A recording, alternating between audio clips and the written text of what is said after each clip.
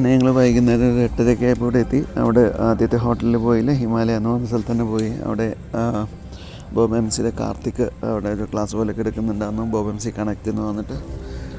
So അത് കഴിഞ്ഞ് വൈകുന്നേരം ഒന്ന് ജസ്റ്റ് പുറമത്തെ വണ്ടികൾക്ക് ഒന്ന് ഫോട്ടോസും വീഡിയോസും എടുക്കാനായിട്ട് ഇറങ്ങിയതാണ്. കുറേ ആളുകൾ പല സ്ഥലത്തു നിന്നായി വന്നിട്ടുണ്ട്. അപ്പോൾ ഇന്ന് ഇവിടെ തന്നെ കിടന്നുറങ്ങാമെന്ന് തീരുമാനിച്ച് അങ്ങനെ കിടന്നുറങ്ങി. ഞാൻ ഇന്നലത്തെ വീഡിയോയിൽ കാണിച്ചായിരുന്നു. വൈകുന്നേരം ഇവിടെ ചെക്ക് ഇൻ ചെയ്യുന്ന കാര്യങ്ങളെല്ലാം ഇനി കിടന്നുറങ്ങട്ടെ, നാളെ കാലത്ത് കാണാം. അപ്പോൾ ഞങ്ങൾ ഇന്നലെ താമസിച്ച സ്ഥലം ഈ ഹിമാലയ എന്ന് പറഞ്ഞ ഈ ഹോട്ടലിലായിരുന്നു. ഇവിടെ ബൊങ്കൈൻകാവിൽ ഇപ്പോൾ സാധനങ്ങളൊക്കെ ഞങ്ങൾ പാക്ക് ചെയ്തു, കുക്ക് ചെയ്ത് റെഡി ആയിട്ടിരിക്കുന്നു. ഭക്ഷണം കഴിക്കാനായിട്ട് പോവാണ്. ബൈ ദ വേ ഇവിടുന്ന് അസം എന്നുള്ള കുറേ പേര് വന്നിട്ടുണ്ട്, വെസ്റ്റ് ബംഗാളിൽ നിന്നുള്ള കുറച്ച് പേരുണ്ട്. അങ്ങനെ വന്നുകൊണ്ടേ ഇരിക്കുന്നുണ്ട്. സിക്കിം എന്നുള്ള ആളുകൾ, കുറച്ച് നേപ്പാളിൽ നിന്നുള്ള ആളുകളുടെ ഗ്രൂപ്പ് നേരത്തെ കണ്ടു. സോ അപ്പോൾ അവരെയൊക്കെ കണ്ടു. അവരുടെ കൂടെ ഇന്നലെ കിടന്നേ അത്യാവശ്യം 70 പേരുണ്ടായിരുന്നു ഞങ്ങൾ ഡോർമെട്രിയിൽ. അത് കഴിഞ്ഞ് അവർ നേരത്തെ പോയി, അവർ 6 മണിക്ക് പോയി. ഞങ്ങളിപ്പോൾ 10 മണിയായി. ഞങ്ങൾ കുറച്ച് സ്ലോ ആയിട്ട് എപ്പോഴും തുടങ്ങാറുള്ളൂ. ദമാജി എന്ന് പറഞ്ഞ സ്ഥലത്തേക്കാണ് ഇന്ന് പോകുന്നത്. അവിടെ നിന്ന് നാളെ ആലോ, അത് കഴിഞ്ഞിട്ട് വേറൊരു സ്ഥലത്തേക്ക് പോകണം, ഇന്തോ ചൈന ബോർഡറിലേക്ക് പോകുന്നത്. സോ ഇപ്പോൾ ഭക്ഷണം കഴിച്ചിട്ട് ഞങ്ങളിപ്പോൾ തന്നെ സ്റ്റാർട്ട്.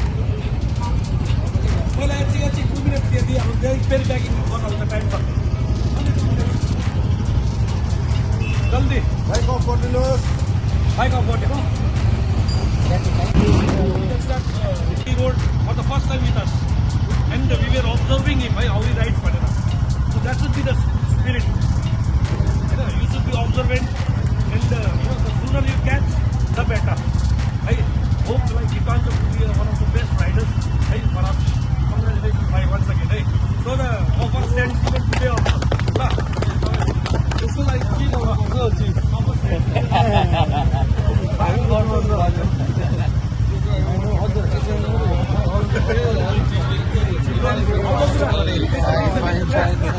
अर्को कुरा विशेष गरी तपाईँले यो नसोच्नुहोस् कि तपाईँको राइड हामीले अब्जर्भ गरेको छैन. We are observing every rider हामीले अब्जर्भ गर्दैछ. मान्छे लगाएको छ, बेलुका आएर इन्फर्मेसन आउँछ मेरोमा, त्यसले यस्तो कुदाउँथ्यो, त्यसले कस्तो कुदाउँदैछ. अब देयर आर सम गाइज एकदम यङ गाइजहरू छ. अलिकति तपाईँको वे अफ राइडिङ राम्रो छ अरे, तर अलिक मोटरसाइकल यो खालको गरेको खबर आएको छ हो. यस्तो गर्दैछ, प्लिज डोन्ट डु इट.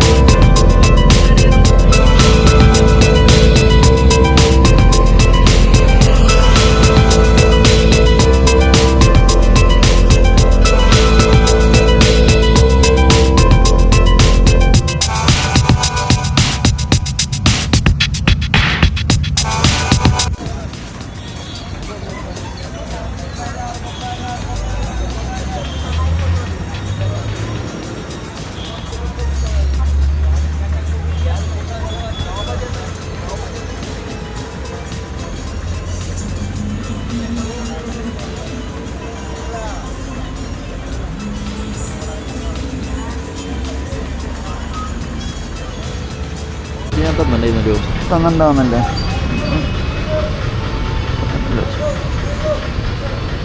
ആ ബാക്കിയെല്ലാം അടുത്തുണ്ടല്ലോ അല്ലേ? ബാക്കിയെല്ലാം അടുത്തുണ്ടല്ലോ എൻ്റെ അല്ല. ഓക്കെ, അപ്പോൾ ബംപിങ് ഗൈവ് മെല്ലെ ഇറങ്ങുകയാണ്. ഞങ്ങൾ ഇവിടുന്ന് സ്റ്റാർട്ട് ചെയ്തു ബൊങ്കൈക്കാവുന്ന. ഇന്ന് പോകുന്ന സ്ഥലത്തേക്ക് ഏകദേശം 500 കിലോമീറ്ററാണ് ഉള്ളത്. ഞങ്ങൾ രാത്രി 10 മണിയാണ് എസ്റ്റിമേറ്റഡ് ടൈം ഓഫ് അറൈവൽ കാണിക്കുന്നത്. പക്ഷേ അവിടെ എന്തായാലും എത്തണം എന്നുള്ളതാണ് പ്ലാൻ. എന്താണെന്ന് വെച്ച് കഴിഞ്ഞാൽ കിരൺ OMCയുടെ കിരൺ അവിടെ ഞങ്ങൾക്ക് വേണ്ടി റൂംസ് ബുക്ക് ചെയ്തിട്ടുണ്ട്. അപ്പോൾ ആൾ ഓൾറെഡി കാലത്ത് പോയി. ആൾ ഗുവാഹട്ടി പോയി. അവിടെ നിന്ന് ആണ് ആൾ വരുന്നത്. ആൾക്കൊരു 650 കിലോമീറ്റർ സംതിങ് ഉണ്ട്. ഞങ്ങൾ പക്ഷേ ഗുവാഹട്ടി പോകുന്നില്ല. ഇതിൻ്റെ ഉള്ളൊരു പ്രോബ്ലം പറ്റിയിരിക്കുന്നത് നമ്മൾ ടെൻറ്റ് എടുത്തിട്ടില്ല. ടെൻറ്റ് നമ്മൾ ഇതുവരെ വാങ്ങിച്ചിട്ടില്ല. ഇവിടെ bring your own tent scheme മാത്രമേ ഉള്ളൂ. എന്ന് വെച്ച് കഴിഞ്ഞാൽ നടക്കുന്നത് ഐലൻഡിൽ വെച്ചാണ്. അപ്പോൾ അത് കാരണം ടെൻറ്റോ ഫെസിലിറ്റീസ് ഒന്നും ഇല്ല. പറ്റിയില്ലെങ്കിൽ ഞാനൊരു ടാർപ്പായ 2 വാങ്ങിച്ചിട്ട് അത് വെച്ചൊരു ടെൻറ്റ് ഉണ്ടാക്കാം എന്നുള്ളൊരു പ്ലാനിലാണ്. അപ്പോൾ ഒരു മരത്തടിയും ഒരു വടിയും ഉണ്ടെങ്കിൽ നമുക്ക് ടെൻറ്റ് ഉണ്ടാക്കാവുന്നതേ ഉള്ളൂ. നമുക്ക് നോക്കാം.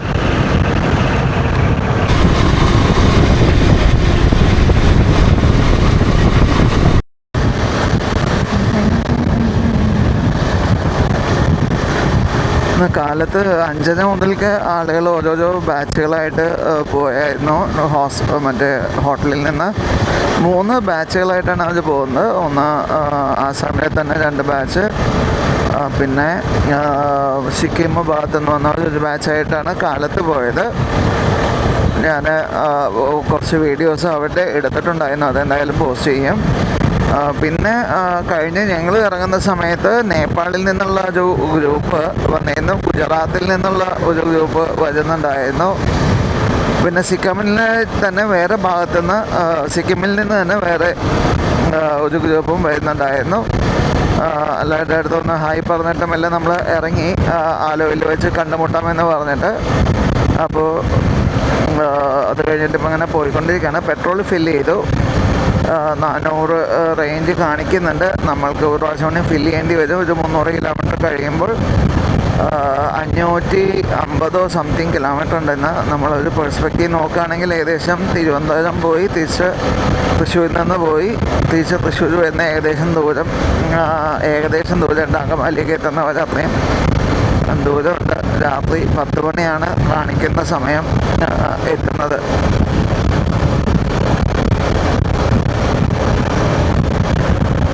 ഈ വെയിലാണ് ഇവിടുത്തെ ഏറ്റവും പ്രശ്നം. നമ്മൾ ടുവേഴ്സ് നോർത്ത് ഈസ്റ്റ് പോയിക്കൊണ്ടിരിക്കുന്ന സമയത്ത് പകലത്തെ വെയിൽ നന്നായിട്ട് കണ്ണിലേക്ക് അടിക്കും. എനിക്കത് തീരെ പറ്റുന്ന കാര്യമല്ല. എനിക്ക് ഭയങ്കര ക്ഷീണം വരും, ഉറക്കം വരും.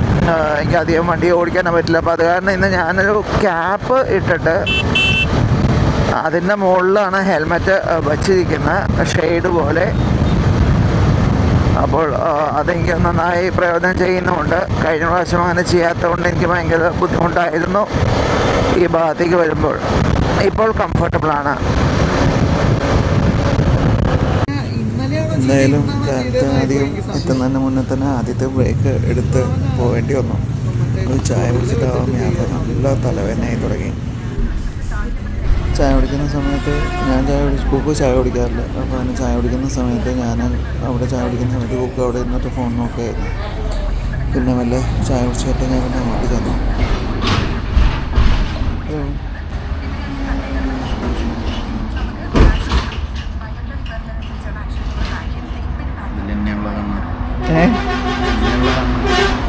നീ തന്നെ ഫുൾ ഫ്രെയിം ഞാൻ യാത്ര പതുക്കി വെച്ചിട്ടൊന്ന് ബ്രേക്ക് എടുത്തു. ഏകദേശം ഇനിയൊരു 450 കിലോമീറ്റർ കൂടിയുണ്ട്. നല്ല ചൂട്, പറയാതിരിക്കാൻ വയ്യല്ലോ. നല്ല ചൂട്.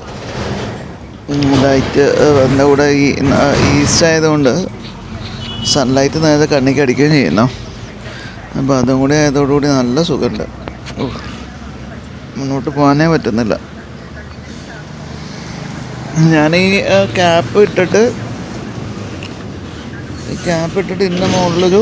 ഇതിൻ്റെ മുകളിൽ ഹെൽമെറ്റ് വെച്ചിട്ടാണ് പോകുന്നത്. അപ്പോൾ ഈ ഷെയ്ഡുള്ളതുകൊണ്ട് ഒരു സമാധാനമുണ്ട്.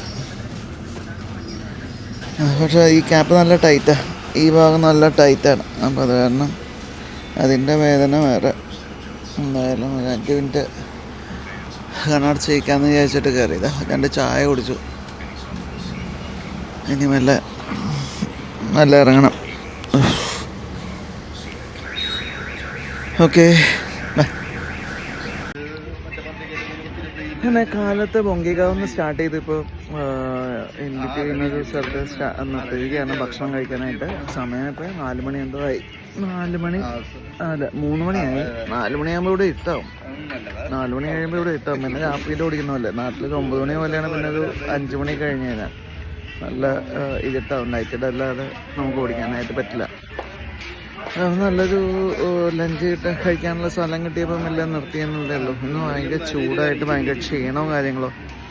അപ്പോൾ അത് കാരണം എത്രമാത്രം ഇന്നാണ് ഏറ്റവും കൂടുതൽ ഓടിക്കേണ്ടുന്ന ദിവസം.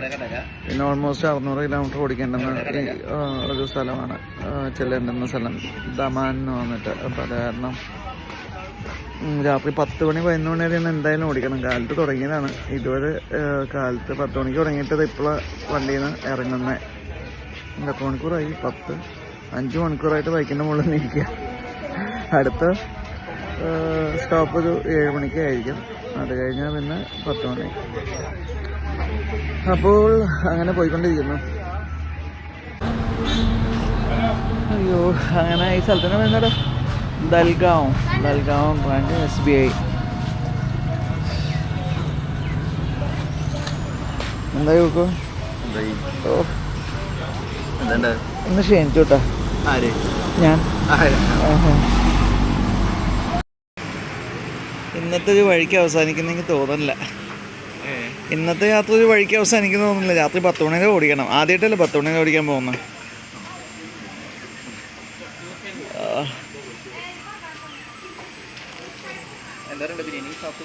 പറഞ്ഞോ.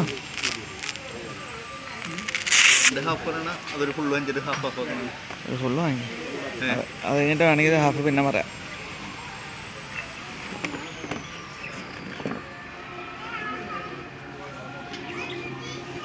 അയ്യോ, അപ്പോൾ ഇവിടുന്ന് ഭക്ഷണം കഴിക്കാനായിട്ട് ഓർഡർ ചെയ്തു. കുറേയധികം പേര് വരുന്നുണ്ട്. അപ്പോൾ അവരുടെ കൂടെ പിന്നെ ഞങ്ങൾ രണ്ടുപേരും തന്നെ വന്നു. വേറെ പിന്നെ ഇന്ന് രാത്രി ദമാൻ എന്ന് പറഞ്ഞ സ്ഥലത്തേക്കാണ് പോകേണ്ടത്. അപ്പോൾ അതുവരെ ഇനി രാത്രി 11 മണി വരെ 10-11 മണി വരെ ഓടിച്ചാൽ മാത്രമേ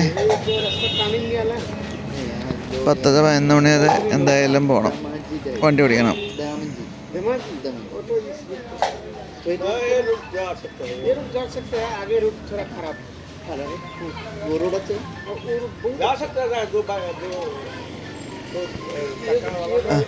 നമ്മൾ ഭക്ഷണം കഴിച്ച് ഇറങ്ങിയിരിക്കുകയാണ്.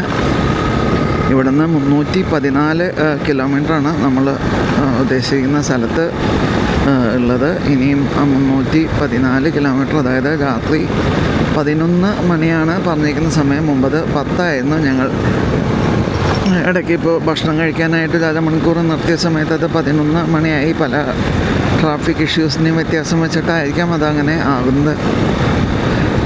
എന്തായാലും കാലത്ത് നിങ്ങൾക്ക് നല്ല ആദ്യത്തെ കുറേ സമയം നല്ല 4 ലൈൻ ഹൈവേ ആയിരുന്നെങ്കിൽ അത് കഴിഞ്ഞ് ഇപ്പോൾ കുറേ മണിക്കൂറുകളായിട്ട് ഇങ്ങനെ സിംഗിൾ ലൈൻ റോഡുകളാണ് പോയിക്കൊണ്ടിരിക്കുന്നത്, പാർട്ടീഷനൊന്നും ഇല്ലാത്ത. പക്ഷേ റോഡ് നല്ലത് തന്നെയാണ്. ബാക്കിയുള്ള ബൈക്കേഴ്സും ഇതുവഴി തന്നെയാണ് പോയിക്കൊണ്ടിരിക്കുന്നത്. അപ്പോൾ അത് കാരണം നമുക്കൊരു ടെൻഷനില്ല. അപ്പോൾ അവരെന്തായാലും മുന്നിൽ പോയിട്ടുണ്ട്. എനിക്ക് തോന്നുന്നു ഇനി അധികം പേര് ഇല്ല എന്ന് തോന്നുന്നു. ഞങ്ങൾ രണ്ടുപേരും തന്നെയാണ് ഇപ്പോൾ ലാസ്റ്റായിട്ട് പോയിക്കൊണ്ടിരിക്കുന്നതെന്ന് തോന്നുന്നു. അത്രയധികം പേര് ഓൾറെഡി പലപ്പോഴായി പോകുന്നത് കണ്ടു. പക്ഷേ ഇനി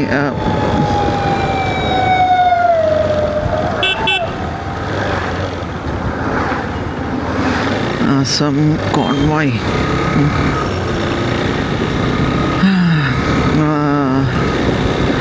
അപ്പോൾ എന്തായാലും ഇനി ഇപ്പോൾ 4:30 സമയം, തണുപ്പ് മെല്ലെ, അല്ല 3 മണി 4 മണി ആവുന്ന സമയം. അപ്പോൾ ഒരു 5 മണി വരെയാണ് നമുക്ക് വെയിലുണ്ടാവുക. അത് വെയിൽ മാറിക്കഴിഞ്ഞ് കഴിഞ്ഞാൽ മെല്ലെ ജാക്കറ്റൊക്കെ ഒന്ന് മാറണം. അപ്പം അതിന് വേണ്ടിയിട്ട് വീണ്ടും ഒരു 10 മിനിറ്റ് നമ്മൾ നിർത്തേണ്ടി വരും. അപ്പോൾ അങ്ങനെ ഞങ്ങൾ പോയിക്കൊണ്ടിരിക്കുകയാണ്. ദമൻ.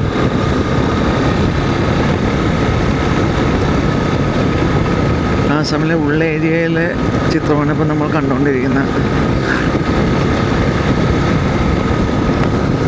എവിടെ കടകളിൽ ചെന്ന് കഴിഞ്ഞ് കഴിഞ്ഞാലും അവിടെ ഉള്ള ആരെങ്കിലും ഉറപ്പായും വന്ന് ഞങ്ങൾ കേരളത്തിലുണ്ടായിരുന്നു, തിരുവനന്തപുരത്ത് വർക്ക് ചെയ്തിട്ടുണ്ട്, തൃശ്ശൂർ വർക്ക് ചെയ്തിട്ടുണ്ട്, പെരുമ്പാവൂർ വർക്ക് ചെയ്തിട്ടുണ്ട്, അങ്കമാലി വർക്ക് ചെയ്തിട്ടുണ്ട് എന്നെല്ലാം വന്ന് പറയുന്നുണ്ട്. കേൾക്കുമ്പോഴൊരു സന്തോഷം. കാര്യം നമ്മളുടെ അവിടെ ആളുകൾ ജോലി ചെയ്യുന്നില്ല. അപ്പോൾ എന്തായാലും ഇവിടെ വന്ന് നമ്മളെ സഹായിക്കാനായിട്ട് വരുന്നുണ്ട് എന്ന് കേൾക്കുന്നതിൽ സന്തോഷവുമുണ്ട്.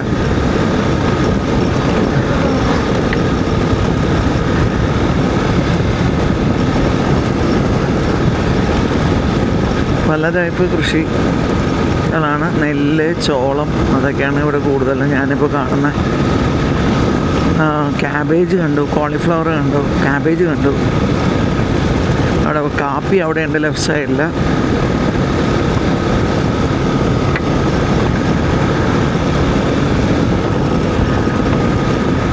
കാലത്ത്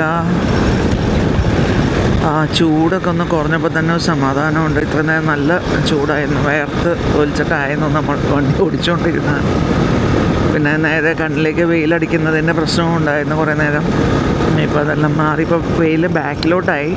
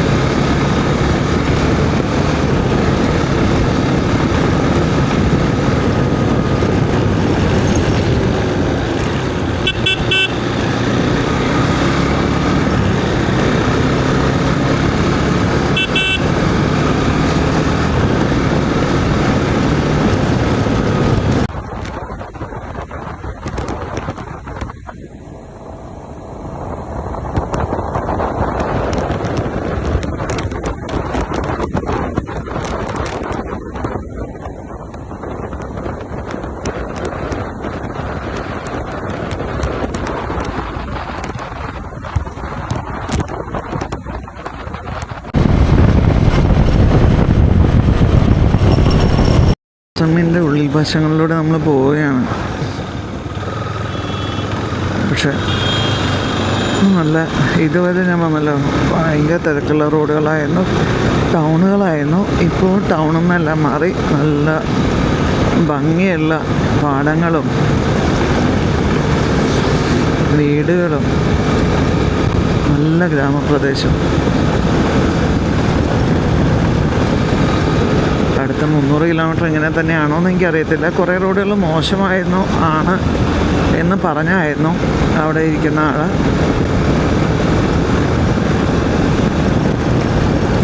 പണി നടക്കുന്നുണ്ട് ഓൾറെഡി പല സ്ഥലങ്ങളിലും, അത് കാണാനുണ്ട്. ഇവർ സൈക്കിളും കൊണ്ട് കുറേ നേരം മുന്നേ പോയത് എങ്ങോട്ടാണോ? കൊള്ളാം, 8-10 പേരുണ്ട്.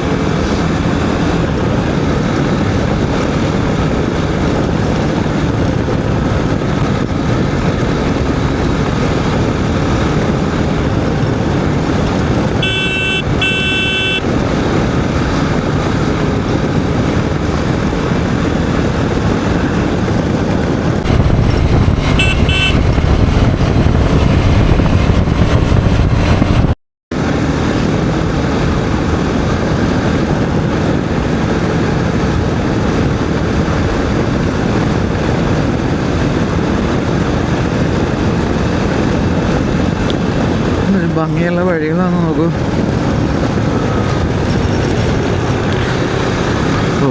അടിപൊളി.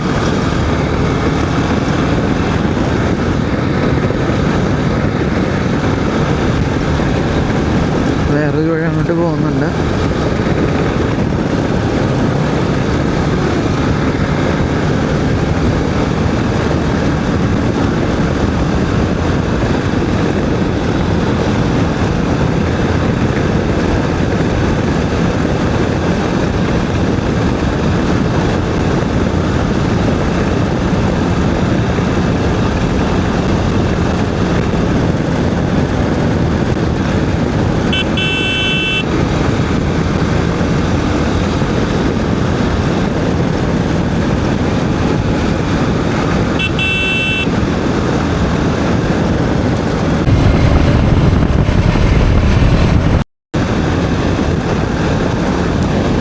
ആസാമിലെ ടീ എസ്റ്റേറ്റുകൾ.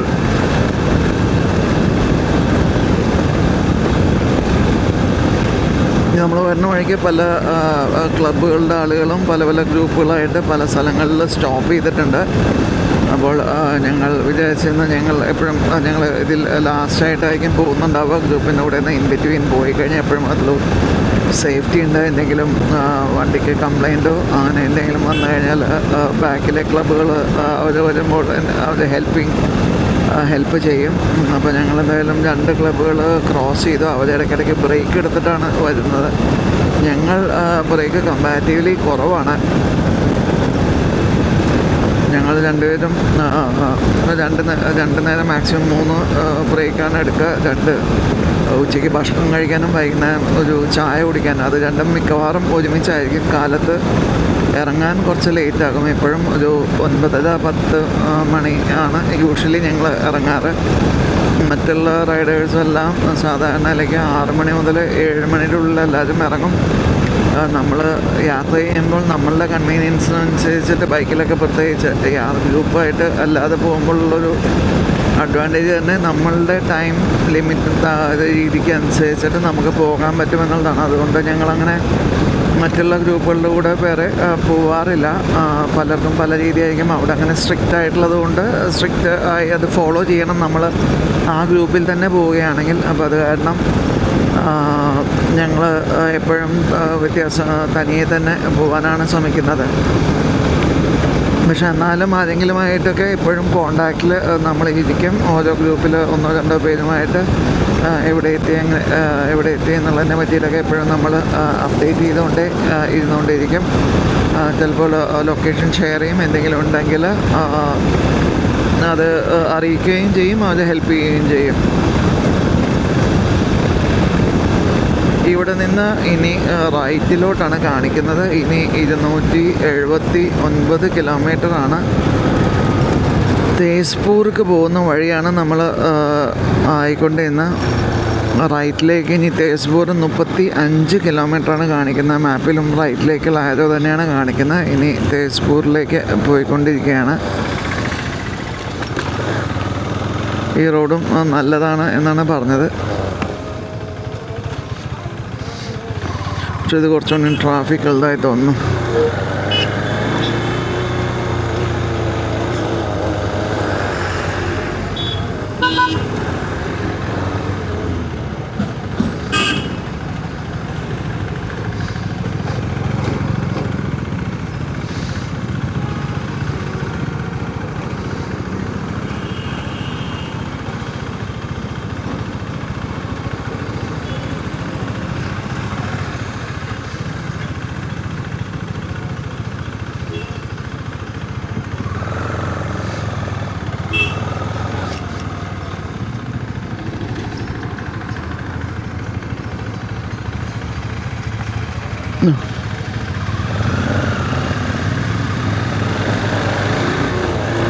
കുക്കുവിന് പെട്രോൾ അടിക്കണം. ഞാൻ കുക്കുവിനെ കണ്ടില്ല, അപ്പോൾ അത് കാരണം നിർത്തിയതാണ്. കുക്കു ഇപ്പോൾ വന്നു.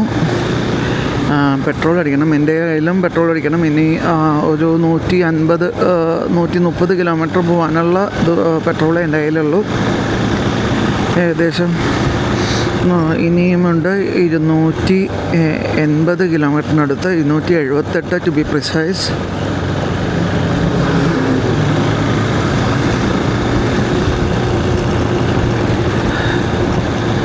ഇതൊരു ടൗൺ ആണെന്ന് തോന്നുന്നു. അങ്ങനെയെങ്കിൽ ഇവിടെ പമ്പ് ഉണ്ടാകാൻ സാധ്യതയുണ്ട്. ഇപ്പോൾ ലാസ്റ്റ് വന്ന ഒരു 40 കിലോമീറ്ററിലെ പമ്പേ ഉണ്ടാകുന്നില്ല. പ്രൈവറ്റായിട്ട് ആളുകൾ വിൽക്കുന്നുണ്ടായിരുന്നു, അത് പക്ഷേ എടുത്തില്ല. അല്ലെങ്കിൽ തന്നെ എഥനോൾ 20-ലാണ്. ഇനി അവരുടെ വക എന്തുമാത്രം കരിമീൻ ജ്യൂസ് ചേർത്തിട്ടുണ്ടെന്ന് അറിയാത്തതുകൊണ്ട് പിന്നെ ഒരു പേടി. ഒരു സ്ഥലത്ത് പെട്രോൾ പമ്പിൻ്റെ നേരെ മുന്നിൽ തന്നെ കുപ്പിയിൽ പെട്രോൾ ആക്കിയിട്ട് പലരും വിൽക്കുന്നതായി കണ്ടു. ഞാൻ വിചാരിച്ചത് ഇത്രയും നന്നായി ബിസിനസ് ചെയ്യാൻ അറിയുന്നവരുണ്ടോ എന്ന് ഞാൻ ചിന്തിച്ചു. എന്നുവെച്ചാൽ പമ്പിൽ കയറിക്കഴിഞ്ഞാൽ പെട്രോൾ കിട്ടും, അതിൻ്റെ ഫ്രണ്ടിൽ തന്നെ വണ്ടി കുപ്പിയിൽ പെട്രോൾ ആക്കിയിട്ട് വിൽക്കാനായി വെച്ചിരിക്കുന്നു. ആളുകൾ വാങ്ങിക്കുന്നുണ്ടെങ്കിൽ ഒന്നെങ്കിൽ ആ പമ്പ് വളരെ മോശമാണ്, അതിലും നല്ലത് ഇവിടെ നിന്ന് വാങ്ങിക്കുന്നതാണെന്നുള്ള ചിന്തയായിരിക്കും. ഇല്ലെങ്കിൽ അവിടുത്തെ പെട്രോൾ വിൽക്കുന്ന ആൾ ഭീകരമായ മാർക്കറ്റിങ്ങിൻ്റെ ഉസ്താദാണ്. ഏതാ സംഭവിച്ചതെന്നറിയില്ല. എന്തായാലും ഞാൻ കയറിയില്ല, വാങ്ങിച്ചില്ല.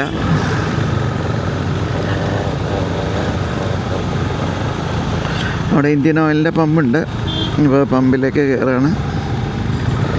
ഞങ്ങളുടെ എസ്റ്റിമേറ്റഡ് ടൈം ഓഫ് അറൈവൽ കാണിച്ചിരിക്കുന്നത് 10 മണി കഴിഞ്ഞ് 51 മിനിറ്റാണ്. അത് ഓൾമോസ്റ്റ് 11 മണി തന്നെയാണ്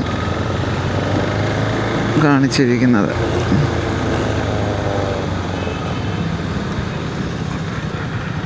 പെട്രോൾ ഉണ്ടോ? ഉണ്ട്.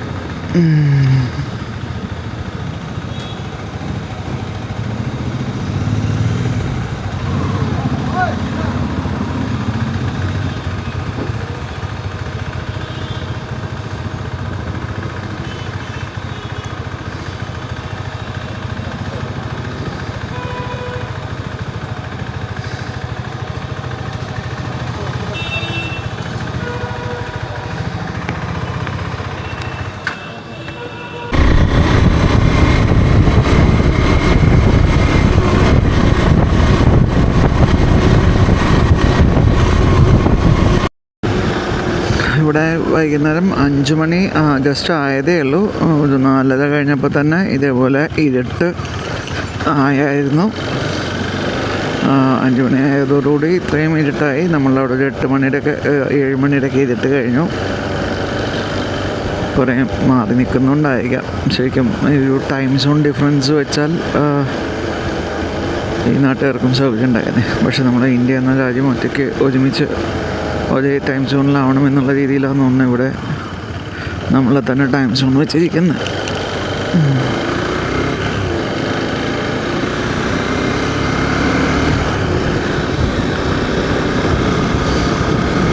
ടൗണൊന്ന് കഴിഞ്ഞിരുന്നെങ്കിൽ എളുപ്പമുണ്ടായിരുന്നു.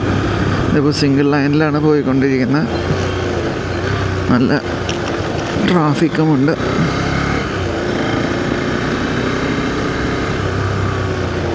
ഞാൻ എൻ്റെ ജാക്കറ്റും ഹെൽമറ്റ് വിൻ്റർ ഗ്ലൗസൊക്കെ ഇട്ടു. ഇല്ലെങ്കിൽ ഞാൻ അതിന് വേണ്ടി വേറെ നിർത്തണം. അപ്പോൾ ഇപ്പോൾ തന്നെ ഇട്ടു. ചെറുതായി തണുപ്പ് തുടങ്ങിയിട്ടേ ഉള്ളൂ. പക്ഷേ ഇപ്പം തന്നെ ഇട്ടാൽ സമാധാനമുണ്ട്. പിന്നെ തണുപ്പ് കൂടുന്നുണ്ടോ നോക്കി വെയിറ്റ് ചെയ്യേണ്ട കാര്യമില്ല. ചെറിയ ചൂട് ഉണ്ട്, പക്ഷേ അത് കുറച്ചും കഴിയുമ്പോൾ തണുത്തോളും.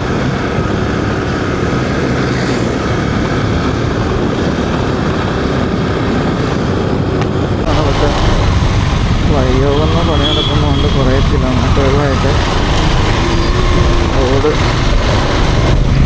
ഭീകരമാണ്.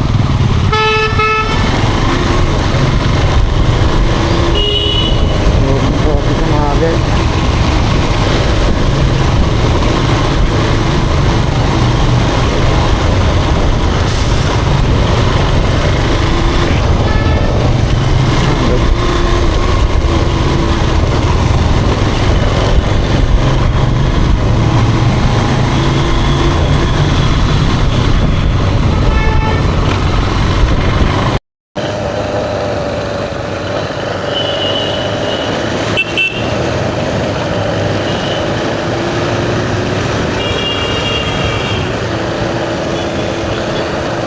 തേസ്പൂർ ടൗണാണ് ഇപ്പോൾ ജസ്റ്റ് കഴിഞ്ഞത്. അവിടെ ഇപ്പോൾ ഇവിടെ ഇത് നടന്നുകൊണ്ടിരിക്കുകയാണ്. ഫ്ലൈ ഓവറിൻ്റെ പണി നടക്കുന്നതുകൊണ്ട് നല്ല ബുദ്ധിമുട്ടാണ് ആക്ച്വലി. വണ്ടി റോഡ് വളരെ എന്ന് വെച്ച് കഴിഞ്ഞാൽ പണി നടക്കുന്നതിൻ്റെ മോശം ഉണ്ട്. ട്രാഫിക് ആണെങ്കിൽ നല്ല കെയോസാണ്. പക്ഷേ കുഴപ്പമില്ല. ഓൾറെഡി മുമ്പിട്ടിരുന്നത് ഈ പറഞ്ഞ ടൈലുകളായതുകൊണ്ട് ഭയങ്കരമായ കുഴികളില്ല. അതിൻ്റേതായിട്ടുള്ള ഹൈറ്റ് വ്യത്യാസങ്ങൾ കൊണ്ടുള്ള കുഴികളാണ് മെയിൻലി ഉള്ളൂ.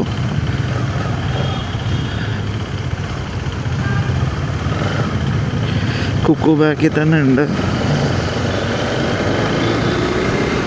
അങ്ങനെയുള്ളൊരു വഴിക്കിടെ ഞങ്ങൾ രണ്ടുപേരും വളരെ ക്ലോസ് പാക്കായിട്ടാണ് പോയിക്കൊണ്ടിരിക്കുന്നത്.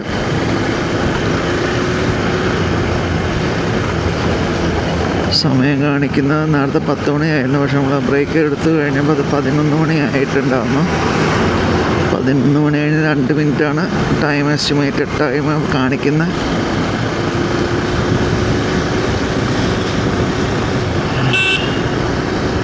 എത്ര നേരം ഉണ്ടോയെന്ന് എനിക്കറിയില്ല. ഈ പാലത്തിൻ്റെ പണി തേസ്പൂർ എത്തുന്ന തന്നെ ഒരു 4-5 കിലോമീറ്റർ മുന്നേ സ്റ്റാർട്ട് ചെയ്ത ഒരു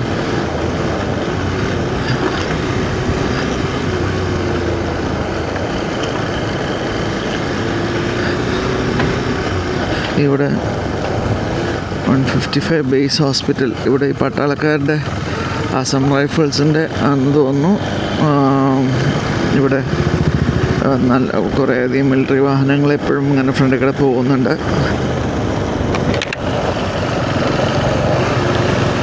പക്ഷേ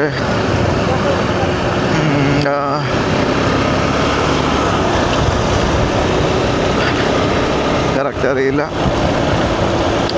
അവരുടെ ബേസ് എവിടെയെന്ന് അറിയത്തില്ല. ഇടയ്ക്ക് കണ്ടായിരുന്നു അവരുടെ സെറ്റിൽമെൻറ്റ് പോലെ സ്ഥലങ്ങളൊന്നും 2 സ്ഥലങ്ങളിൽ കണ്ടായിരുന്നു. സ്ഥലത്തിൻ്റെ പേരും എനിക്ക് അറിയത്തില്ല. പാലം പണി നടക്കുന്ന സ്ഥലം കഴിഞ്ഞു. ഇനി പക്ഷേ ഇപ്പോഴും സിംഗിൾ ലൈൻ തന്നെയാണ് തേസ്പൂരിൽ നിന്ന് പോകുന്ന വഴി. ഇവിടെ ഒരു വലിയ ഹോസ്പിറ്റലുണ്ട്. ഡോറിക്ക എന്നാണ് ഹോസ്പിറ്റലിൻ്റെ പേര്. എമർജൻസി 24/7 ആണ്. തിരക്കേടില്ലാത്ത ഹോസ്പിറ്റലാണെന്ന് പറഞ്ഞു. വലിയ സ്ട്രക്ചർ അത്യാവശ്യം നന്നായിട്ടുണ്ട്.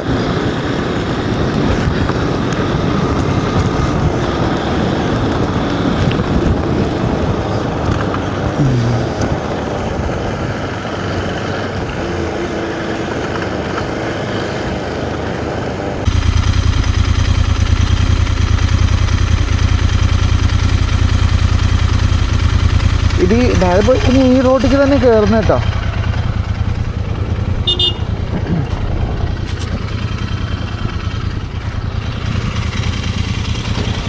ഇതുവഴി പോയാൽ മതി. അത് നമ്മൾ ഇങ്ങോട്ട് നിൽക്കുന്നോണ്ടാ. അവിടേക്കുള്ള ആ നേരെയുള്ള വഴി ഉണ്ടല്ലോ, ആ 4 ലൈനാണോ ഒന്ന് മാത്രം നോക്കിയാൽ മതി. ആ നേരെ കാണുന്ന വഴി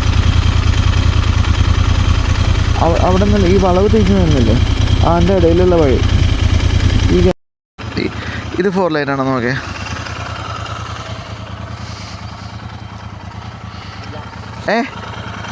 അല്ല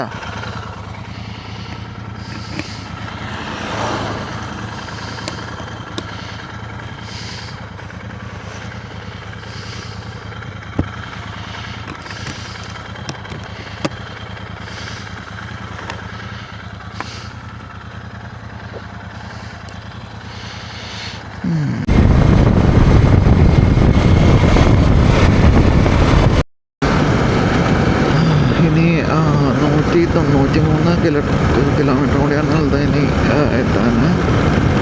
11 മണി കഴിഞ്ഞിട്ട് 10 മിനിറ്റാണ് ഇപ്പോൾ കാണിക്കുന്നത്. ETA കുറേ പേര് ഫ്രണ്ടിൽ പോയിട്ടുണ്ട്. കൂടെ നമ്മളുണ്ട്, ബാക്കിൽ കുറച്ച് പേരുണ്ട്. എല്ലാവരും സെപ്പറേറ്റ് ഗ്രൂപ്പുകളായിട്ടാണ് പോകുന്നത്. ഞാനും കുക്കുവും ഞങ്ങൾ 2 പേരും മാത്രമേ ഉള്ളൂ.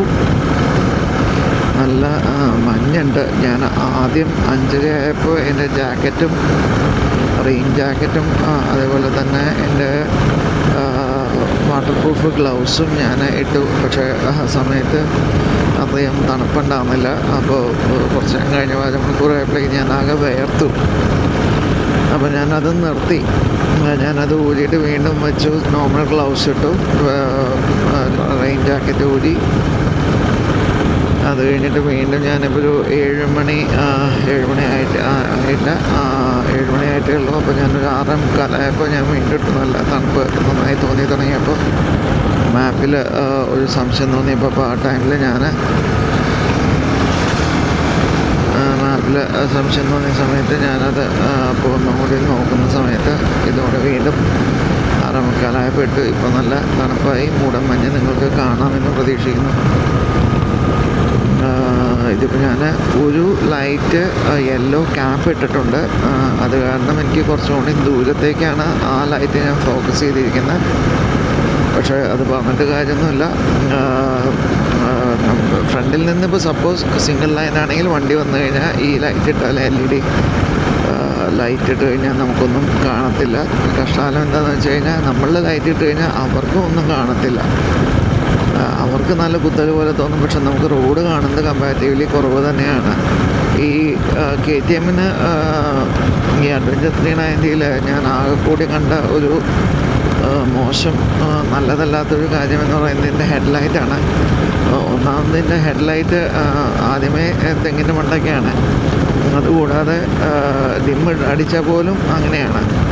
അത് KTM പോയിട്ട് എത്ര പ്രാവശ്യം പറഞ്ഞാൽ അത് അവർക്ക് ചെയ്യാൻ സാധിക്കില്ല. അവർ മാക്സിമം താഴ്ത്തി വെച്ചു. പക്ഷെ എന്നാലും നമുക്ക് ഉപകാരപ്രദമായിട്ടുള്ള രീതിയിലൊന്നും റോഡ് കാണുന്ന രീതിയിൽ അതൊരിക്കലും താവത്തില്ല. ഈ പറഞ്ഞ പോലെ ഫ്ലാഷ് ലൈറ്റ് എന്തെങ്കിലും വെച്ചാൽ മാത്രമേ നമുക്ക് റോഡ് കാണുള്ളൂ. ഇല്ലെങ്കിൽ നമ്മൾ ആകാശം നോക്കി, ഇല്ലെങ്കിൽ വരുന്ന ബസ്സിൻ്റെ ഡ്രൈവറിൻ്റെ മുഖം നോക്കിയിട്ട് ഓടിക്കാം. അത്രയും ഹൈറ്റിലാണ്. അത് മറ്റുള്ളവർക്ക് വളരെ ബുദ്ധിമുട്ടും ഉണ്ടാക്കും, ഡിമ്മാണെങ്കിൽ കൂടി. അപ്പോൾ അതുകൊണ്ടാണ് നമ്മളിങ്ങനെ ഒരു ലൈറ്റ് സെപ്പറേറ്റായി നമുക്ക് വെക്കേണ്ടി വന്നത്. അപ്പോൾ അതൊഴിച്ച് ബാക്കി KTM-ലൊന്നും വേറെ ഇഷ്യൂസൊന്നും, വേറെ മോശമെന്ന് പറയാവുന്ന ഒരു കാര്യം പോലും ഈ വണ്ടിയിൽ ഇല്ല. എർഗണോമിക്സിൻ്റെ കാര്യം നോക്കുകയാണെങ്കിലും വളരെ കംഫർട്ടബിളായിട്ടുള്ള റൈഡിങ് പോസ്റ്ററുമാണ് ഈ KTM-ന്. അപ്പോൾ ഇനി വല്ല 4 മണിക്കൂറാണ് കാണിക്കുന്നത്. 7 4 11. അപ്പോൾ ഏകദേശം കറക്റ്റ് തന്നെയാണ് ഉദ്ദേശിക്കുന്ന സമയം. 189 കിലോമീറ്ററാണ് ഏകദേശം കുന്നംകുളത്തുനിന്ന് എൻ്റെ വീട്ടിൽ നിന്ന് ആണെങ്കിൽ എറണാകുളം പോയി തിരിച്ചു വരുന്ന ദൂരമാണ് ഈ പറഞ്ഞ 189 എന്ന് പറയുന്നത്. പക്ഷേ ഇവിടെ കുറച്ചുകൂടി ആളുകൾ തിരക്ക് കുറവ് ഉള്ളത് കൊണ്ട് തന്നെ പെട്ടെന്ന് എത്തും. ഈ പറഞ്ഞ പോലെ 4 മണിക്കൂറാണ് കാണിക്കുന്നുള്ളൂ.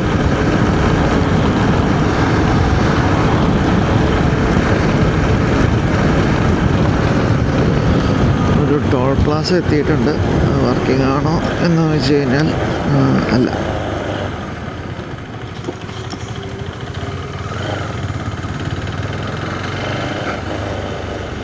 അവിടെ ഒറ്റ ലൈൻ മാത്രമേ തുറന്നു കിടക്കുന്നുള്ളൂ. ബാക്കിയെല്ലാം ക്ലോസ് ചെയ്തിരിക്കുകയാണ്. എന്തുകൊണ്ടാണെന്നറിയില്ല.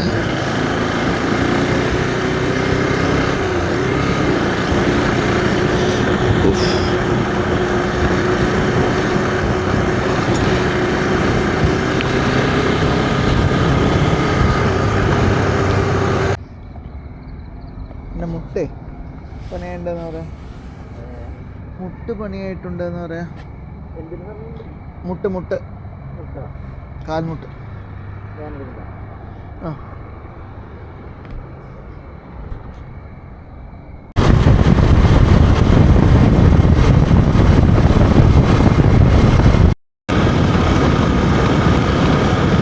ഇവിടെ കുറേ സ്ഥലങ്ങളിലായിട്ട് ഇപ്പോൾ എലിഫൻറ്റ് ക്രോസിംഗ് ഉണ്ട് എന്ന് വന്നിട്ടുള്ള സൈൻ ബോർഡുകൾ വരുന്നുണ്ട്.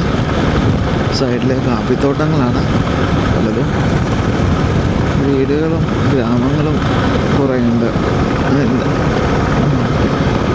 കാരണം കുറച്ച് മെല്ലെ പോകാമെന്ന് മെല്ലെ പോകുന്നുള്ളൂ. കുറച്ച് നേരമായിട്ട് കാണിക്കുന്നുണ്ട് പറ്റേണ്ടി.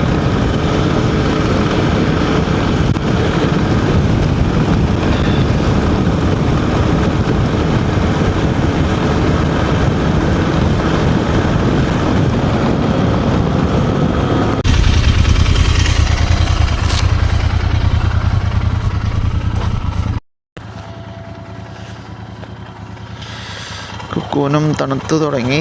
അപ്പോൾ അവൾ എൻ്റെ കയ്യിലൊരു ഉള്ളിലത്തെ ലൈനറുണ്ട്, ജാക്കറ്റ് ലൈനർ. സോ അപ്പോൾ അത് ഇടാനായിട്ട് എടുത്തതാണ്.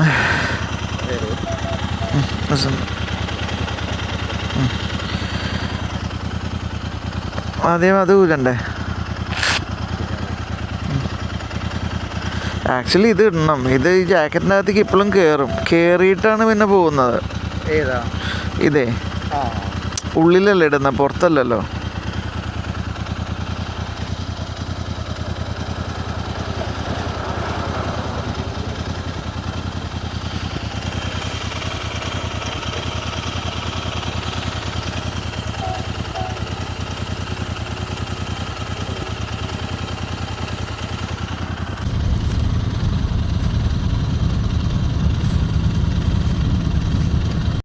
അങ്ങനെ കുക്കു ആദ്യമായി ഒരു ലൈനർ ഇട്ടിരിക്കുകയാണ്. ഉള്ളിലെ തണുപ്പ് കൊണ്ട് ഇത്രയും ദിവസം അവൻ തണുപ്പിനെ അതിജീവിച്ച് വന്ന മനുഷ്യനായിരുന്നു. ഇന്ന് മൂപ്പർക്ക് സഹിച്ചില്ല. അപ്പോൾ ഉള്ളിലൊരു ലൈനർ ഇട്ടു. ഞാൻ കൊടുത്ത ഒരു കുഞ്ഞൊരു ജാക്കറ്റ് പോലത്തെ സംഭവം, ഉള്ളിലത്തെ നമ്മളുടെ റൈഡിങ് ഗ്ലൗസിൻ്റെ ലൈനർ, പിന്നെ കട്ടിയുള്ളൊരു ജാക്കറ്റ് പോലത്തെ ഒരു ഹുഡി ജാക്കറ്റ് ഇട്ടു. പിന്നെ ശ്രദ്ധിക്കേണ്ടത്, നമ്മൾ ഈ എൻ്റെ ഡ്രസ്സ് റെയിൻ കോട്ടാണിത്. അതിൻ്റെ ഇലാസ്റ്റിക് ഗ്ലൗസിൻ്റെ മുകളിൽ കയറ്റുകയാണ്. ഇല്ലെങ്കിൽ എൻ്റെ ഇടയിലൂടെ കാറ്റ് കയറി കഴിഞ്ഞാലും നമുക്ക് കൈ നന്നായി തണുക്കും. അപ്പോൾ അത് ഒഴിവാക്കാനാണത്. കുക്കു പോകാം. ഓക്കെ.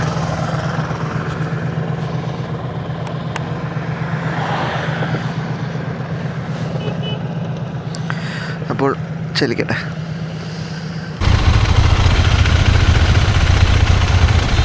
ഇവിടെ അങ്ങനെ 4 ലൈൻ നല്ല വഴി ഉണ്ടായിരുന്നത് ഇപ്പോൾ കഴിഞ്ഞു പോയി. അപ്പോൾ മാപ്പ് ഒന്നുകൂടി ചെക്ക് ചെയ്താൽ ഇനിയിപ്പോൾ ഞങ്ങളുടെ ഭാഗത്തുനിന്ന് ഞങ്ങൾ തെറ്റിപ്പോകുന്നതാണോ അതോ പല വഴികൾ വേറെ ഉണ്ട് നോക്കിയപ്പോൾ 4 ലൈൻ കണ്ടിന്യൂ ഇത്താൻ നഗർ എന്ന് പറഞ്ഞ വഴിയും പിന്നെ അതിൽക്കൂടെ അവിടേക്ക് ഈ പറഞ്ഞ നമ്മൾ ഉദ്ദേശിക്കുന്ന സ്ഥലത്തേക്ക് തന്നെ എത്താം. പക്ഷേ അത് കുറച്ച് ചുറ്റു കൂടുതലാണ്. അത് മാപ്പ് കാണിക്കുന്നില്ല. എന്തായാലും ആ റൂട്ട് ഇനിയിപ്പോൾ എന്തായാലും എടുക്കുന്നില്ല. ഗൂഗിൾ അമ്മച്ചിനെ വിശ്വസിച്ച് മുന്നോട്ട് പോവുകയാണ്. 140 കിലോമീറ്റർ ആണ് ഇനിയുള്ളത്. അത് ഇങ്ങനത്തെ റോഡാണോന്ന് അറിയില്ല. പിന്നെ പക്ഷേ ഇപ്പോൾ ഈ സമയമായതുകൊണ്ട് ട്രാഫിക് മേ ബി കുറച്ച് കുറവായിരിക്കും എന്നുള്ള വിശ്വാസത്തിൽ പോവുകയാണ്. നേരത്തെ പോകുമ്പോഴെല്ലാം ഇതേപോലെ റോഡുകളിൽ ഭയങ്കരമായ ട്രാഫിക്കായിരുന്നു. ഇപ്പോൾ അത് കമ്പാരിറ്റീവ്ലി കുറച്ച് കുറവുണ്ടാവുമെന്ന് ഞാൻ പ്രതീക്ഷിക്കുന്നു.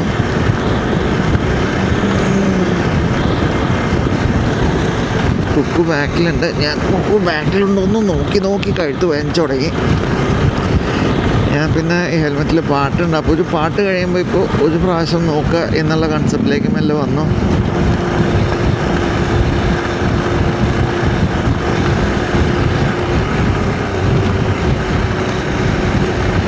റോഡ് ചുങ്ങി വരുന്നു.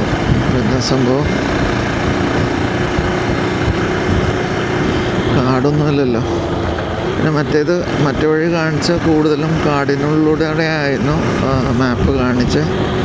ഇതങ്ങനെ ഒരു കാട് പോലെ തോന്നിയില്ല മാപ്പിൽ. ആളുകളുള്ള വഴി പോലെ ഒരു റോഡാണ് തോന്നിയത് മാപ്പ് എല്ലാം ചെയ്ത് നോക്കിയപ്പോൾ. അതിൽ അത്യാവശ്യം ബസ് സർവീസുകളും ലോറി സർവീസൊക്കെ ഉണ്ട്. അപ്പോൾ അത് തന്നെ ധൈര്യമായി പോവാം.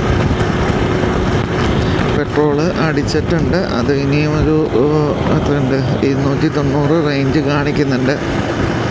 അപ്പോൾ 139 കിലോമീറ്ററാണ് ഇത് ഇനി ഉള്ളത്. അപ്പോൾ എന്തായാലും അതിൻ്റെ കാര്യത്തിൽ വലിയ കുഴപ്പമില്ലെന്ന് പ്രതീക്ഷിക്കാം. എന്തായാലും നമുക്ക് തണുപ്പ് നന്നായിട്ടുണ്ട്. പക്ഷേ ജാക്കറ്റ് റെയിൻ കോട്ടിൻ്റെ ഉള്ളിലൂടെ കാറ്റ് കിടക്കാത്തതുകൊണ്ട് തന്നെ അധികം തണുപ്പ് തോന്നുന്നില്ല. പക്ഷേ ഉള്ളിൽ ഞാൻ വളരെ കട്ടി കുറഞ്ഞ ഡെക്കാത്ലോണിൽ നിന്ന് വാങ്ങിക്കാൻ കിട്ടുന്ന ഒരു ടീഷർട്ടാണ് ഇട്ടിരിക്കുന്നത്. ബ്രീത്തബിൾ ടീഷർട്ടാണ്. പക്ഷെ എന്നിട്ട് പോലും എനിക്ക് തീരെ തണുപ്പ് ഉള്ളിലേക്ക് എടുക്കുന്നില്ല. കാരണം കാറ്റ് ഉള്ളിലേക്ക് കയറുന്നില്ല എന്നുള്ളത് തന്നെയാണ് സ്വെറ്റ് ഷർട്ട് ഇട്ടിരുന്നെങ്കിൽ ഒന്നും കൂടി വാമായിട്ട് ഫീൽ ചെയ്തേനെ. അത് ഇട്ടിട്ടില്ല. ഇനി അടുത്ത സ്റ്റേജ് ഇനിയിപ്പോൾ അടുത്ത് 2.5 മണിക്കൂറോളം ഉണ്ടല്ലോ. അപ്പോൾ അതിൻ്റെ ഉള്ളിൽ തോന്നുകയാണെങ്കിൽ ഇതെല്ലാം സ്വെറ്റ് ഷർട്ട് ഇട്ട് അതിൻ്റെ മുകളിൽ ജാക്കറ്റ് ഇട്ട് അതിൻ്റെ മുകളിൽ റെയിൻ കോട്ട് ഇടണം. എൻ്റെ വണ്ടിയിലുള്ള പോലെ തന്നെ പല വണ്ടികളിലും ഇവിടെ എൻ്റെ വണ്ടിയിൽ 2 ലൈറ്റ് എക്സ്ട്രാ വെച്ചിരിക്കുന്നത്, കൂടെ ഹെഡ് ലൈറ്റ്. ഒരു വണ്ടിയുടെ മുകളിൽ ഇപ്പോൾ കണ്ട വണ്ടിയുടെ മുകളിലല്ല, അതിൻ്റെ മുകളിലുണ്ട് അത്യാവശ്യം. പക്ഷേ ഒരു വണ്ടിയുടെ മുകളിൽ ഒരു ദിവസം ഞാൻ നോക്കിയപ്പോൾ മുകളിൽ 5, താഴത്തെ 5, അങ്ങനെ 10 ലൈറ്റും, അതല്ലാതെ 4 ലൈറ്റ് 2 സൈഡും വെച്ച് ഏകദേശം 10-23 ലൈറ്റ് ചാടി എന്നെ കണ്ണിലേക്ക് അടിച്ചു. ഞാൻ ഈ പൂരപ്പറമ്പിൽ ലൈറ്റ് ഇട്ട പോലത്തെ ഒരു അവസ്ഥയായിരുന്നു അയാളത് ഓണാക്കിയപ്പോൾ. അപ്പം അങ്ങനെയുള്ളവർ വരുന്ന സമയത്ത് വളരെ ശ്രദ്ധിച്ചോണം നമ്മൾ പോവാൻ.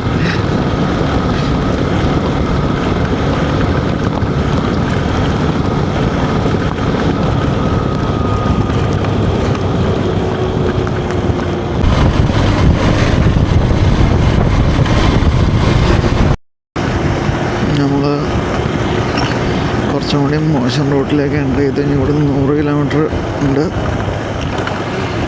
ഞങ്ങളുടെ കൂടെ കാലത്ത് ഞാൻ പറഞ്ഞില്ലേ ഒരു കിരൺ, ബോബംസി കിരൺ, ആളിപ്പോൾ ജസ്റ്റ് ക്രോസ് ചെയ്തു. ആള് ഇവിടെ പോയിട്ടാണ്, ഗുവാഹത്തി പോയിട്ടാണ് തിരിച്ചു വരുന്നത്. ഞങ്ങൾ വിചാരിച്ചു ഞങ്ങളൊക്കെ വന്നു കഴിഞ്ഞാൽ കുറേ സമയം കഴിഞ്ഞിട്ട് ആളെത്താതെ. പക്ഷേ ആളുടെ വണ്ടി ഓടിക്കൽ കണ്ടപ്പോൾ മനസ്സിലായി ആൾ ഞങ്ങളെത്തുന്നതിന് 1 മണിക്കൂർ മുന്നെങ്കിലും അവിടെ എത്തുന്നു. അങ്ങനെ ക്രോസ് ചെയ്ത് പോയതേ കണ്ടുള്ളൂ, ഒരു മിന്നായം പോലെ. പിന്നെ അങ്ങനെ ഞങ്ങൾ ഒരു പൊടിക്ക് കണ്ടിട്ടില്ല. കുക്കു ഫ്രണ്ടിൽ പോയി, എന്നിട്ട് പോലും ആളെ കണ്ടുപിടിക്കാൻ കിട്ടിയിട്ടില്ല. എന്നാ പോക്കാ പോയെന്നുള്ളത് എനിക്കറിയത്തില്ല. അത് ഈ വഴിക്കിടെയാണ് പോകുന്നത് എന്ന് ആലോചിക്കണം കേട്ടോ. എന്തായാലും കൊള്ളാം. നല്ല നല്ല നല്ല കംഫർട്ടബിൾ ഡ്രൈവിങ്ങാണ്. കാണുമ്പോൾ തന്നെ നമുക്കത് ഫീൽ ചെയ്യാം. ആളുമാളുടെ ഒരു ഫ്രണ്ടും കൂടിയിട്ടുണ്ട്. ഇപ്പോൾ ഞാനും കുക്കും പോകുന്ന പോലെ ഒരു ബഡിയായിട്ട് അവർ 2 പേരും പോവാം. അപ്പോൾ ആൾ കാലത്തിൻ്റെ അടുത്ത് പറഞ്ഞായിരുന്നു ആൾ വന്നു കഴിഞ്ഞാൽ പിന്നെ ഞങ്ങളിങ്ങനെ ബ്രീസ് പോലെ ഞങ്ങൾക്ക് പോകാൻ പറ്റും. എനിക്ക് വേറെ ആരുടെ അടുത്തും അതേപോലെ കംഫർട്ടബിളായിട്ട് പോകാൻ പറ്റില്ല. 20 വർഷമായിട്ട് അവരങ്ങനെ ഒരുമിച്ചാണ് പോവാറ് എന്നൊക്കെ പറഞ്ഞു. 2 പേരും അടിപൊളിയാണ്. 2 പേരും ഒരേപോലെ പോയിക്കൊണ്ടിരിക്കുന്നത് എന്ന് പറയാൻ പിന്നെ ഞങ്ങൾ കണ്ടിട്ടില്ല.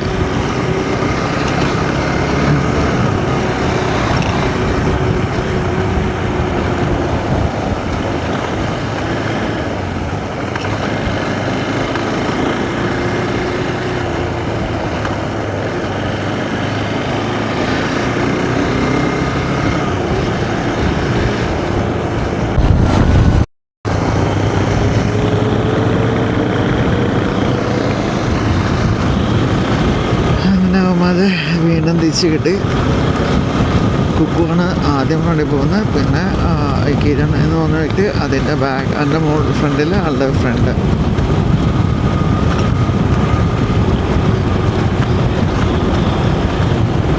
അമ്പികളാണ് ഇതെല്ലാം. അതൊക്കെ അവന്മാർ പറക്കുകയാണ്. എങ്ങനെയെങ്കിലും കയറ്റി ഇറക്കാനാണ് ശ്രമിക്കാറുള്ളൂ.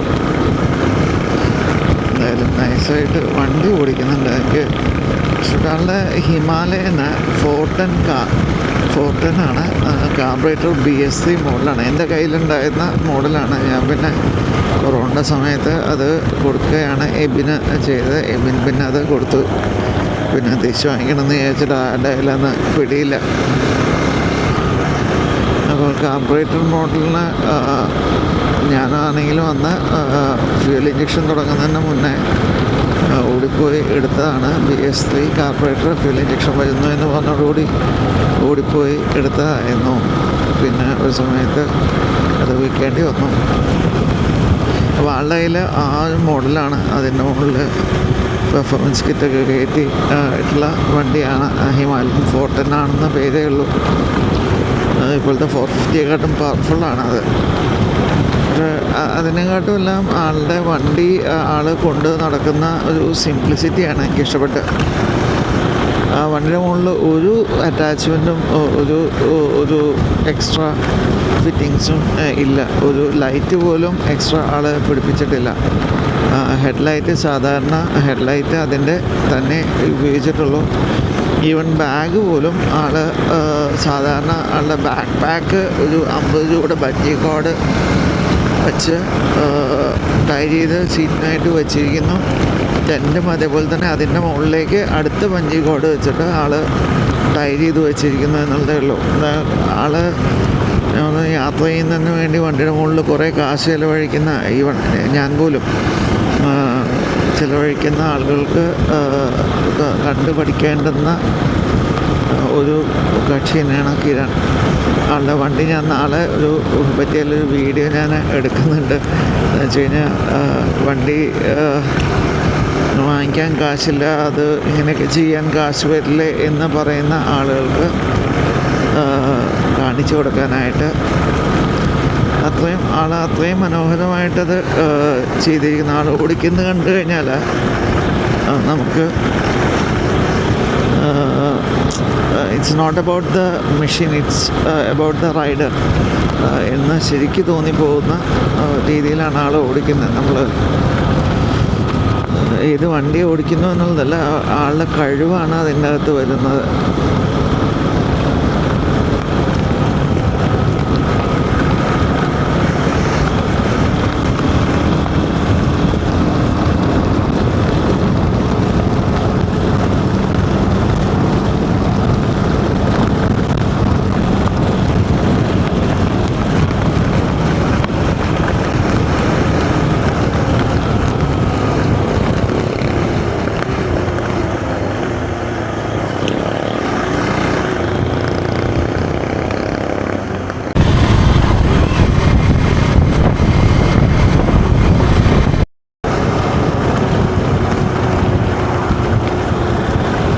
കാലത്ത് തുടങ്ങിയ യാത്ര ഓൾമോസ്റ്റ് കഴിയാറായി. ഇതുവരെ കംഫർട്ടബിളായിട്ട് പോകാനായിട്ട് പറ്റി. ഇനി 1.5 മണിക്കൂറും കൂടി ഉണ്ട്. ഏകദേശം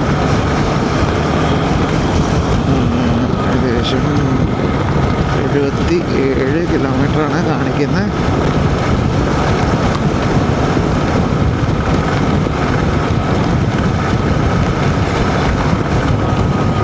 തന്നെ കുക്കു അവരുടെ വഴിക്ക് പാട്ടിന് വിട്ട പോലെ തോന്നുന്നത്. ഇപ്പോൾ കുക്കു അവരുടെ കൂടെ പിടിക്കാനായിട്ട് ശ്രമിക്കുന്നില്ല.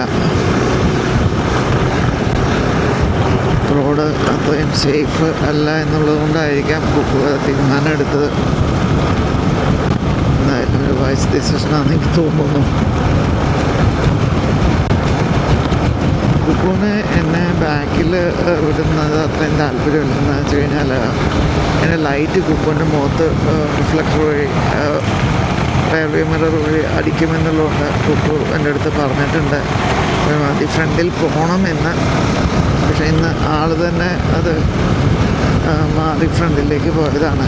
അത് കാരണമാണ് ഞാനിപ്പോൾ ഓവർടേക്ക് ചെയ്യാത്തത്. 70 കിലോമീറ്റർ കൂടെയുള്ള കുറച്ച് റോഡ് നന്നായിട്ട് ഇത്രയും നേരം കുറച്ച് മോശം റോഡുകളായിരുന്നു. ഇപ്പോൾ റോഡ് നന്നായിട്ടുണ്ട്.